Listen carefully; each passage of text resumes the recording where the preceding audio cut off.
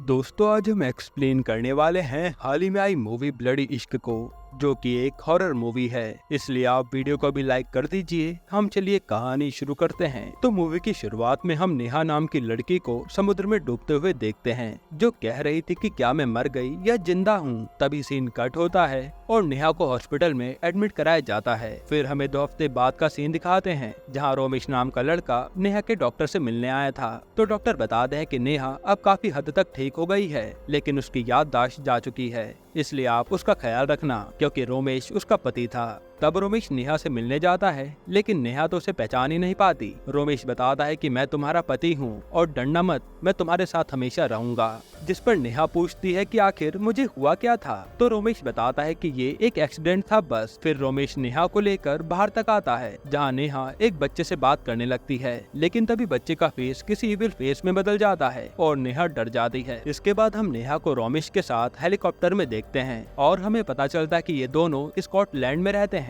जहाँ इनका एक आइलैंड है और उसी आइलैंड पर रोमेश का विला है। अब अपने विला में आकर रोमेश रूम का दरवाजा खोलने लगता है, लेकिन वो दरवाजा खुलता ही नहीं। तब रोमेश कहता है कि लगता है दरवाजा लॉक हो गया होगा, मैं पीछे से जाकर खोलता हूँ, तुम यहाँ वेट करो। फिर जब नेहा अकेली होती है तो अपने आप मेन गेट ही बंद हो जाता है और खिड़की पर नेहा को किसी का डरावना हाथ दिखता है, जो देखकर तो नेहा की हालत खराब हो जाती है। तभी रोमेश दरवाजा खोलकर आता है और नेहा रूम में जाने लगती है। यहाँ नेहा देखती है कि रास्ते में बहुत सारा सामान फैला हुआ है, जिस पर रोमेश बताता है कि ये घर रेनोवेट हो रहा है, क्योंकि कोविड के कारण मेरा पूरा बिजनेस ही डूब गया था और फिर तुमने ही एक आइडिया दिया था कि हमें ये विला होटल में बदल देना चाहिए, तो अब उसी का काम चल रहा है। हालांकि नेहा को तो कुछ भी याद नहीं था कि ये आइडिया उसका है। इसके बाद नेहा जब अपनी और रोमेश की फोटोज देख रही होती है तो वो देखकर खुश हो जाती है, लेकिन वो रोमेश से कहती है कि मुझे पूरी कहानी जाननी है कि मैं तुमसे कैसे मिली और हमारी शादी कैसे हुई, सब कुछ। तब रोमेश नेहा को अपनी कहानी बताता है और सीन पास्ट में जाता है, जब नेहा स्कॉटलैंड पढ़ने आई थी। तब एक रेस्टोरेंट में नेहा और रोमेश का फोन बदल गया था। फिर फोन के जरिए इन दोनों में बातचीत चालू हो गई और धीरे धीरे दोस्ती प्यार में बदल गई, जिसके बाद इन्होंने शादी कर ली और शादी को भी अब 2 साल बीत चुके हैं। अब प्रेजेंट में नेहा को थोड़ा बहुत याद आता है और फिर ये दोनों इंटीमेट हो जाते हैं।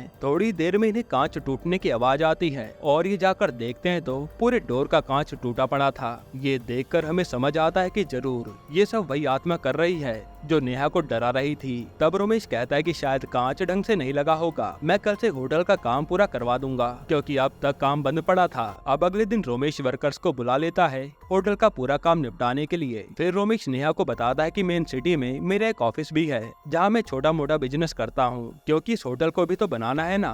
और अगर तुम्हें मुझे कॉल करनी हो तो घर के पीछे पहाड़ी से कॉल कर सकती हो, वहाँ नेटवर्क आते हैं। ये सब बताकर रोमेश अपने काम पर निकल जाता है। हालांकि वहाँ समुद्र को देखते नेहा डर जाती है और उसके मन में समुद्र का डर बैठ गया था। इसके बाद जब नेहा कुछ काम कर रही होती है तब उसे अजीबोगरीब आवाजें आती हैं और वो आवाज का पीछा करते करते इधर उधर भटकने लगती है। ऐसा लगता है कि जैसे नेहा को वो आत्मा परेशान कर रही हो। तभी नेहा के पीछे एक लड़की आती है जो अपना नाम आयशा बताती है। वो कहते कि मैं तुम्हारे कॉलेज की फ्रेंड हूँ, जो तुम्हारे साथ ही स्कॉटलैंड पढ़ने आई थी, लेकिन यहाँ आकर तुम्हें रोमेश मिल गया और तुम मुझे भूल ही गई। तब नेहा पूछती है कि तुम मुझे हॉस्पिटल में मिलने क्यों नहीं आई। तो आयशा कहते कि मैं इंडिया से आज ही आई हूँ, वैसे तुम्हारा पति रोमेश मुझे बहुत अजीब लगता है। तब ये सुनकर नेहा पूछती है कि आखिर तुम कहना क्या चाहती हो। जिस पर आयशा बताते है कि ये घर हॉन्टेड है, तुम्हें अब तक महसूस हो गया होगा, और जो इसमें आत्मा है वो तुमसे नफरत करती है और शायद ये बात तुम भूल गई। ये सुनकर नेहा के होश उड़ जाते हैं। साथ ही आयशा कहते कि रोमेश को तुमसे ज्यादा ये घर प्यारा है, इसलिए तुम उसे छोड़ने भी वाली थी, लेकिन अब देखो तुम किस हाल में हो। फिर हम नेहा को रोमेश के साथ डिनर करते हुए देखते हैं, जहाँ नेहा के दिमाग में आयशा की बातें घूम रही थी। फिर जब नेहा अपने रूम में जा रही होती है तब उसे एक लिफ्ट दिखाई देती है और वो उसे खोलने लगती है, जिस पर रोमेश बताता है कि ये लिफ्ट कई सालों से बंद पड़ी है, ये नहीं खुलने वाली। वैसे भी ये बोट गराज में जाती है जो कि बंद पड़ा है। नेहा कहते कि अगर मुझे जाना हो तो मैं कैसे जाऊंगी। तो रोमेश कहता है कि सीढ़ियां भी हैं, लेकिन वहाँ जाकर कोई फायदा नहीं है। तब रोमेश की बातों से नेहा को शक होने लगता है कि आखिर ये मुझसे छुपा क्या रहा है। तभी नेहा पूछ लेती है कि क्या ये घर हॉन्टेड है, जिस पर रोमेश कहता है कि नहीं, ऐसा कुछ भी नहीं है, ये सब तुम्हें किसने बताया। नेहा बताती है आयशा मुझसे मिलने आई थी। अब आयशा का नाम सुनते ही रोमेश हंसने लगता लगता है और नेहा को एक लेटर दिखाते हुए कहता है कि आयशा मुझसे पहले से ही इतनी चिढ़ती आ रही है क्योंकि मैं तुमसे इतना प्यार जो करता हूँ, इसलिए उसने तुम्हें ये लेटर भी दिया था जिसमें मेरी बुराइयां थी, पर फिर भी तुमने मुझे नहीं छोड़ा। और आयशा आज भी कोशिश करती है कि वो तुम्हें मुझसे दूर कर दे, जिस पर नेहा भी रोमेश की बात मान लेती है। अब जब ये दोनों सो रहे होते हैं तो नेहा को किसी की आवाज आती है। फिर वो बाहर आकर देखते हैं कि लिफ्ट अपने आप ही चल रही है और नेहा उससे नीचे चली जाती है। वहीं हम नेहा के ऊपर देख पाते हैं कि एक आत्मा उसे देख रही है, जो नेहा के देखते ही गायब भी हो जाती है। फिर बेसमेंट में आकर नेहा को एक दरवाजा दिखता है जिसे जंजीर से बांधा हुआ था और उसके पार समुद्र नजर आ रहा था। वहीं नेहा को एक पुलिस वाले का कार्ड भी बड़ा मिलता है, जिसे देखकर वो सोचने लगती है कि यहाँ कैसे आया। फिर अब नेहा अगले दिन इसी बारे में सोच रही होती है, तभी उसे घर में आयशा मिलती है और नेहा उससे कहती है कि मुझे रोमेश के बारे में कुछ नहीं सुनना, मुझे रोमेश पर पूरा विश्वास है। आयशा कहती कि मैं तुम्हें भड़काने नहीं आई हूँ, बल्कि मैं तो तुम्हें ये याद दिलाने आई हूँ कि तुम्हारी मेमोरी लॉस होने से पहले तुम काफी डरी हुई थी और तुमने मुझे बताया था कि तुम्हारी जान को खतरा है। लेकिन नेहा उसकी बातों पर बिना ध्यान दिए उसे वहाँ से जाने के लिए कहती है और आयशा जाते हुए बताती है कि ये जो पुलिस ऑफिसर का कार्ड है, इस पर बात कर लेना, शायद तुम्हें सच्चाई पता चल जाए। जो सुनकर नेहा तुरंत उस पहाड़ी पर जाती है और कार्ड वाले नंबर पर कॉल करके पुलिस वाले को बुला लेती है। फिर पुलिस वाला नेहा से मिलने आता है और नेहा पूछती है कि क्या हम पहले कभी मिले हैं, जिस पर पुलिस वाला बताना शुरू करता है और सीन पास्ट में जाता है। यहाँ पुलिस वाला नेहा को बताता है कि आपके फादर इन लॉ की बोट पर एक्सीडेंट में मौत नहीं हुई, बल्कि उनका तो मर्डर हुआ था और वो आपके पति रोमेश ने ही किया था, क्योंकि मुझे उन पर शक है। साथ ही वो पुलिस वाला कहता है कि वो केस तो कब का बंद हो चुका था, लेकिन इसके बावजूद आप इन्हें मुझे सच पता लगाने को कहा था,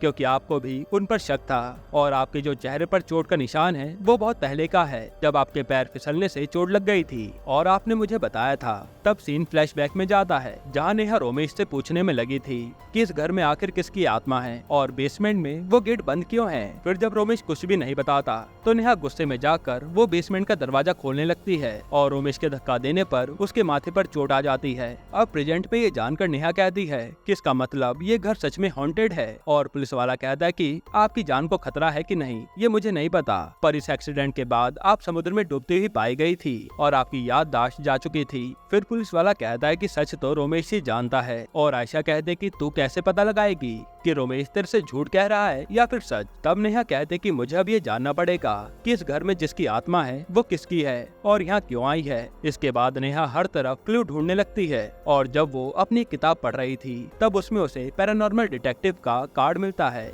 यानी नेहा ने उन्हें भी यहाँ पर बुलाया था। इसके बाद जब रोमेश अपने घर पर होता है तो उसे लिफ्ट अपने आप चलती हुई दिखती है और ये देखकर रोमेश जरा सा भी नहीं डरता। ऐसा लग रहा था कि रोमेश को इसकी आदत पड़ चुकी है। अब अगले दिन नेहा रोमेश के जाते ही खुद हिम्मत करके सिटी में जाती है और वहाँ पैरानॉर्मल इन्वेस्टिगेटर अभय से मिलती है, जो बताता है कि आपने हमें हायर किया था, जिसकी हमने वीडियो भी बनाई थी। तब नेहा वो वीडियो देखने लगती है और वीडियो पे अभय की साथी तनीषा इनके घर में तहकीकात कर रही थी।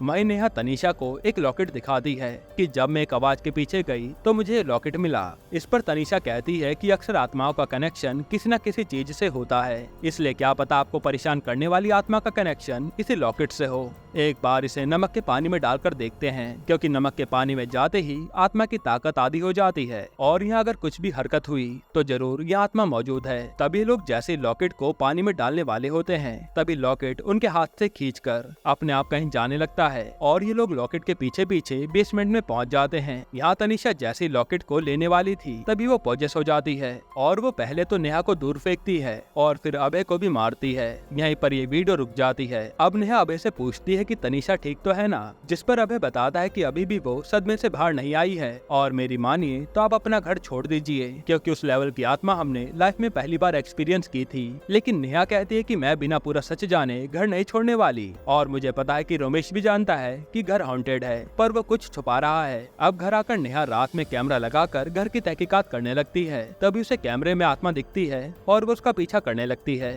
जिसके बाद नेहा को एक जगह पर पेन ड्राइव पड़ी मिलती है और वो उसे चलाती है तो उसमें रोमेश वीडियो बना रहा था जिसमें उसका सामना आत्मा से होता है। तभी वहाँ रोमेश आता है और नेहा उसे वीडियो दिखाकर पूछती है कि ये सब क्या है, जिस पर रोमेश आज उसे सच बताता है कि हाँ ये घर हॉन्टेड है और इसका कारण तुम हो। ये सुनकर तो नेहा चौंक जाती है कि मैंने ऐसा क्या करा रोमेश बताता है कि जब हमारी शादी को 1 साल हो चुका था तो मुझे किसी काम से इंडिया जाना पड़ा और तुम यहाँ अकेली थी। तब तुमसे मिलने तुम्हारी एक करीबी दोस्त शाइना आई थी जो तुमसे मेरे पीछे बार बार मिलने लगी और एक रात उसने तुम्हें नशीली दवाई पिलाकर तुम्हारे साथ इंटीमेट होने वाली वीडियो बना ली। फिर जब मैं इंडिया से आया तो शाइना मुझे ब्लैकमेल करने लगी कि मैं उसे 50,000 पाउंड दूं वरना वो इसे लीक कर देगी। अब मेरे पास इतने पैसे तो नहीं थे तो हमारी बहस होने लगी और इसी घर में मेरे हाथों उसकी जान चली गई जो तुम्हारे बारे में उटपटांग कह रही थी। और वो दरवाजे भी इसलिए बंद हैं क्योंकि मैंने शाइना की लाश उसी दरवाजे से समुद्र में फेंकी थी। तो मुझे डर लगता है कि कहीं शाइना फिर से ना लौट आए। यहाँ वो ये भी रिवील करता है कि उसी की आत्मा से लड़ते हुए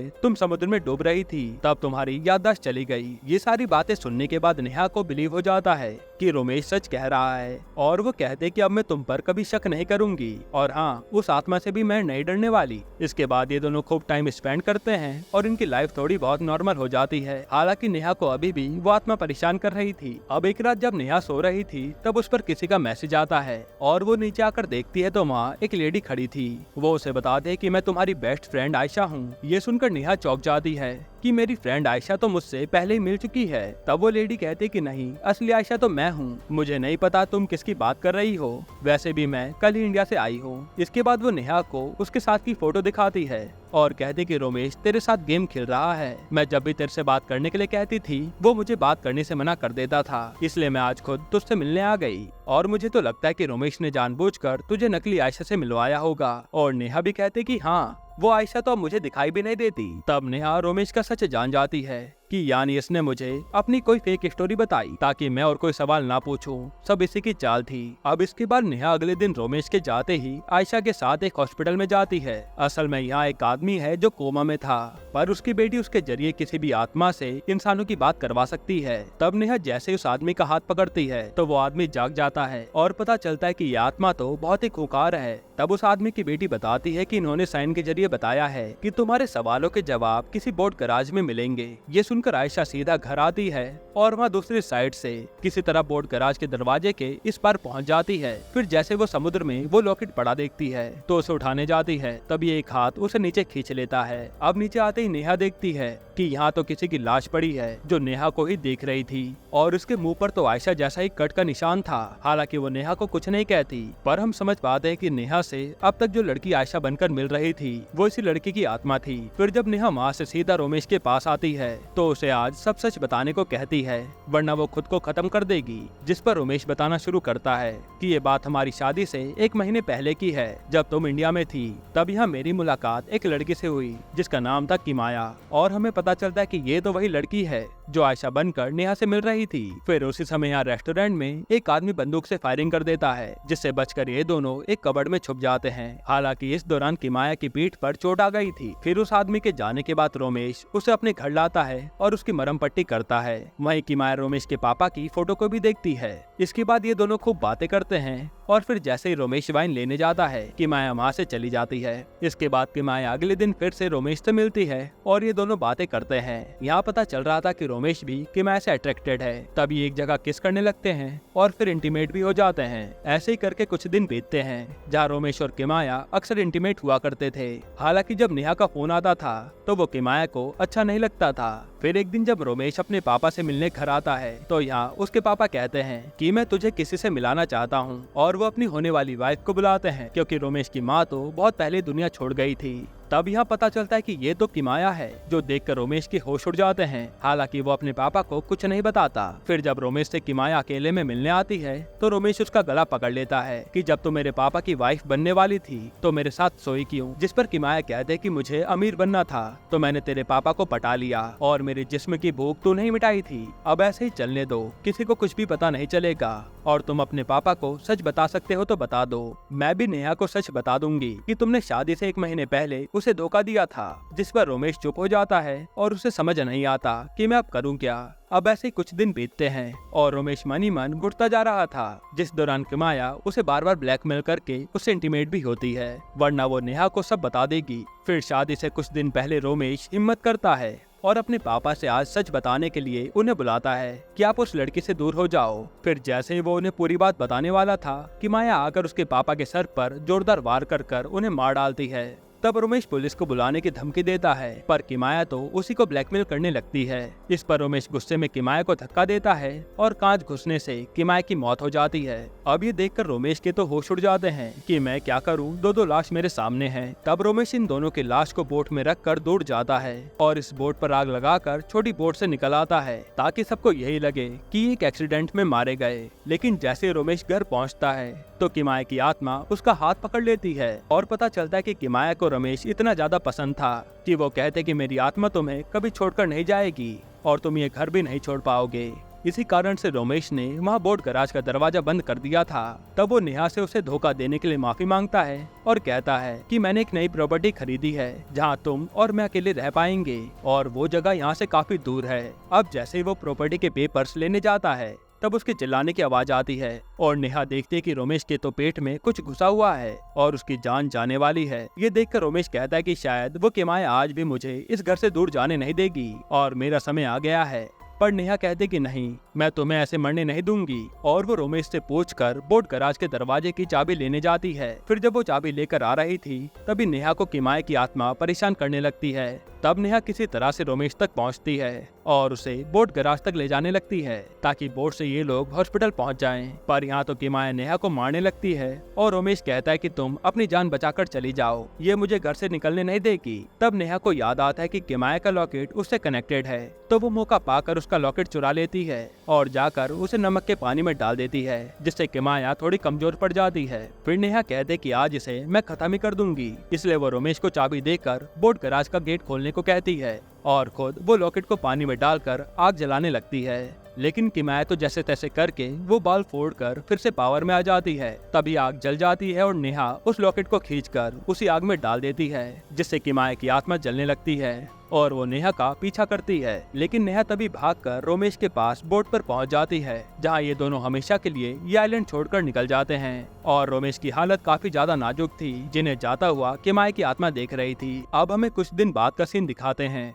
जहाँ रोमेश बच गया था। तब नेहा उसके पास आती है और कहती है कि अब तुम अपनी जिंदगी अकेले जी सकते हो, क्योंकि तुमने मुझसे हर बात छुपाई है और मैं जा रही हूँ। ये कहकर वो चली जाती है और यहीं पर ये मूवी खत्म होती है। दोस्तों, आपको ये मूवी कैसी लगी हमें कमेंट में जरूर बताइएगा। मैं अगर छोटा सा रिव्यू दूं तो ये मूवी बहुत ही बचकानी लगी, जिसमें कब क्या हो रहा था कुछ समझ ही नहीं आया और हॉरर के नाम पर ये लोग ठीक से डरा भी नहीं पाए। बाकी आप लोग अपनी राय कमेंट में जरूर बताइएगा और इसके अलावा आपको कौन सी मूवी का एक्सप्लेनेशन चाहिए वो भी कमेंट कीजिएगा। और अगर आपको हाल ही में आई एक कमाल की मूवी देखनी है तो आप ये वीडियो देख लीजिए।